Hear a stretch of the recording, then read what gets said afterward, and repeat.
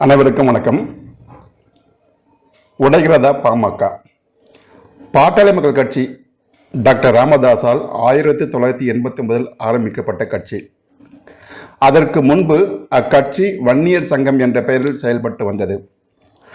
1987 நடைபெற்ற தொடர் சாலை மறியல் போராட்டத்தின் மூலம் உலகத்தையே தன் பக்கம் திரும்ப பார்க்க வைத்தார் டாக்டர் ராமதாஸ் அவர்கள். 1965 ஆண்டு நடைபெற்ற இந்திய எதிர்ப்பு போருக்கு பிறகு தமிழ்நாட்டுக்கு துணை இராணுவம் வரவழைக்கப்பட்டது அப்போதுதான். அந்த அளவுக்கு அப்போராட்டம் மிக தீவிரமானதாக இருந்தது. வன்னியர் சங்கமாக இருந்த போதும் பின்னர் அது கட்சியாக கட்டமைக்கப்பட்ட போதும் தமிழ்நாடு முழுவதும் சுற்றி சுழன்று கட்சியை வளர்த்தவர் டாக்டர் ராமதாஸ் அவர்கள். அவர் செல்லாத கிராமம் இல்லாத அளவுக்கு கும்மிடிப்பூண்டி முதல் குமரிமுனை வரை வலம் வந்தவர். குறிப்பாக சொல்ல வேண்டுமென்றால் வட தமிழ்நாட்டு மூளை முடுக்குகளெல்லாம் அவர் சென்று பிரச்சாரம் செய்தார். அந்த போராட்டத்தின் விளைவாக 1989 ஆட்சி பொறுப்புக்கு வந்த திமுக வன்னியர்களின் போராட்டத்திற்கு முடிவு கட்டும் பொருட்டு வன்னியர்களின் கோரிக்கையான 20% இடஒதுக்கீடு கொடுப்பதாக அறிவித்த அப்போதைய முதல்வர் மு. கருணாநிதி தனி ஒரு சாதிக்கு இடஒதுக்கீடு தர சட்டத்தில் இடமில்லை என்று கூறி அதுவரை பிற்பட்ட வகுப்பில் இருந்த வன்னியர் உட்பட 108 சாதிகளை ஒருங்கிணைத்து மிகவும் பிற்படுத்தப்பட்ட வகுப்பு என்ற ஒரு புதிய பிரிவை உருவாக்கி 20% இடஒதுக்கீட்டை அறிவித்தார். இன்று மிகவும் பிற்பட்டோர் பிரிவில் உள்ள அனைத்து சாதியினரும் டாக்டர் ராமதாஸுக்கு நன்றி கடன் பட்டவர்கள் என்றால் அது மிக இல்லை. ஏனென்றால் அவர் நடத்திய போராட்டத்தின் விளைவாகவே மிகவும் பிற்படுத்தப்பட்டோர் பிரிவு உருவானது.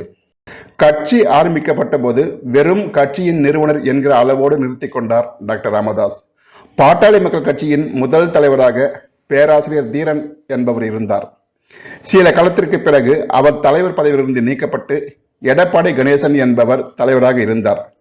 அதன் பிறகு 1998 ஆண்டு கோகாமணி என்பவர் தலைவராக வந்தார். பாட்டாளி மக்கள் கட்சியில் அதிக நாள் தலைவராக இருந்தவர் என்ற பெருமை கோகாமணிக்கு உண்டு. 1998 தொடங்கி 2022 மே மாதம் வரை ஏறத்தாழ 27 ஆண்டுகள் கோகாமணி தலைவராக இருந்தவரை பாட்டாளி மக்கள் கட்சியில் எந்த பிரச்சனையும் இருந்ததில்லை. கோகாமணி தலைவராக இருந்தாலும் கட்சியின் முக்கிய முடிவுகள் அனைத்தையும் டாக்டர் ராமதாஸ் அவர்களே எடுத்து வந்தார். 2022 ஆண்டு மே மாதம் 28 டாக்டர் ராமதாஸின் மகன் டாக்டர் அன்புமணி ராமதாஸ் தலைவராக வந்தார். அன்றிலிருந்து கட்சியின் கட்டுப்பாடு டாக்டர் ராமதாஸிடமிருந்து சிறிது சிறிதாக சென்றதாக ராமதாஸ் உணரத் தொடங்கினார். ஒரு கட்டத்தில் டாக்டர் அன்புமணி தன்னிச்சையாக செயல்பட தொடங்கியதாகவும் அவர் உணர்ந்தார். நிர்வாகிகளின் நியமனத்தில் அன்புமணியின் தலையீடுகள் இருந்ததாகவும் கூறப்படுகிறது. உள்ளுக்குள் பெரும் புகைச்சலாக இருந்த நேரத்தில் சில மாதங்களுக்கு முன்பு பொதுக்குழு கூட்டம் நடந்தது. அந்த கூட்டத்தில் முகுந்தன் என்பவருக்கு கட்சியில் முக்கிய பொறுப்புக்கு ராமதாஸ் அறிவித்த போது அதனை மேடையிலேயே அன்புமணி எதிர்த்தார். அதுவரை உள்ளுக்குள் புகைச்சலாக இருந்த உரசல்கள் வெளிப்படை வெடிகுண்டாய் வெடிக்கத் தொடங்கியது. தனக்கான தனி அலுவலகத்தையும் அன்புமணி அந்த மேடையிலேயே அறிவித்து தொண்டர்களை அங்கு வந்து சந்திக்கவும் கோரியிருந்தார். கூட்டணி வைப்பதில் டாக்டர் ராமதாஸுக்கும் டாக்டர் அன்புமணிக்கும் முரண்பாடுகள் முற்றத் தொடங்கின. டாக்டர் ராமதாஸ் ஒரு முடிவெடுத்தால் அதற்கு நேர்மாறான முடிவை அன்புமணி எடுக்க தொடங்கினார். இது போன்ற கருத்து முரண்பாடுகளால் தலைவர் பதவியை தாமே வைத்துக் கொள்ள வேண்டும் என்ற நிலைக்கு தள்ளப்பட்டார் டாக்டர் ராமதாஸ். கட்சி ஆரம்பிக்கப்பட்ட போது கட்சி தலைவர் உட்பட எம்எல்ஏ, எம்பி, அமைச்சர் என எந்த ஒரு பதவியையும் வகிக்க மாட்டேன் என்று சபதம் செய்தார். ஆனால் காலம் அவர் போட்ட சபதத்தை மீறும்படி செய்துவிட்டது என்பதுதான் பெரும் சோகம். டாக்டர் அன்புமணி கட்சிக்கு வந்த பிறகு பாட்டாளி மக்கள் கட்சியும் பெரிய அளவுக்கு வளரவில்லை. ஏற்கனவே இருந்த வாக்கு சதவீதத்தை மட்டுமே அவர்களால் தக்க வைக்க முடிந்தது. இளைஞர்கள் பாமகவை விட்டு வெளியேறும் சூழ்நிலையும் ஒரு கட்டத்தில் ஏற்பட்டதாக கூறப்படுகிறது.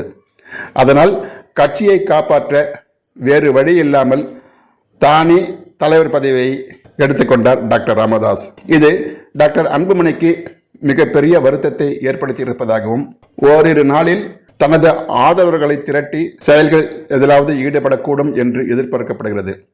ஆனால் ஒரு சில அரசியல் விமர்சகர்கள் டாக்டர் ராமதாஸின் முடிவுக்கு கட்டுப்பட்டு நடப்பதுதான் அன்புமணியின் எதிர்கால அரசியலுக்கு நல்லது என்றும் கூறி வருகிறார்கள். ஒருவேளை அன்புமணி கட்சியை உடைத்தால் அவர் பின்னால் தொண்டர்கள் எந்த அளவுக்கு கூடுவார்கள் என்று தெரியவில்லை. அதே நேரத்தில் வருகின்ற சட்டமன்ற தேர்தலில் பாமக சட்டமன்றத்திற்கு பெருமளவில் எம்எல்ஏக்களை அனுப்பி வைக்க வேண்டிய கட்டாய நிலையில் இருக்கிறது. எது எப்படி இருந்தாலும் பாட்டாளி மக்கள் கட்சி பிளவுபடாமல் இருப்பதே தமிழ்நாட்டு அரசியலுக்கு நன்மை தரக்கூடியதாகும். டாக்டர் அன்புமணி ராமதாஸின் முடிவுக்கு கட்டுப்பட்டு அமைதி காப்பாரா அல்லது டாக்டர் ராமதாஸை எதிர்த்து மாற்று நடவடிக்கையில் ஈடுபடுவாரா என்பதை பொறுத்திருந்துதான் பார்க்க வேண்டும்.